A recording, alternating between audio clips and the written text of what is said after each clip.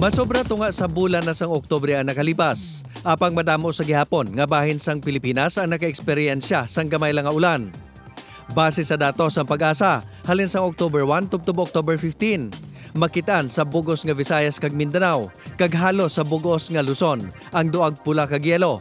Buot silingon sini, na-record sa among nga mga lugar ang way below normal kag below normal rainfall amount. Pila lang ka lugar sa Ilocos Region kag Central Luzon ang may duag green kag blue nga buot silingon ini ang gintupan sang near normal kag above normal rainfall amount. Isa ka bagyo ang dutayan lang nga maglaslas sa Northern Luzon sang una nga semana sa Oktubre. Wala man sini nabutong kag napabaskog sang husto ang hangin habagat.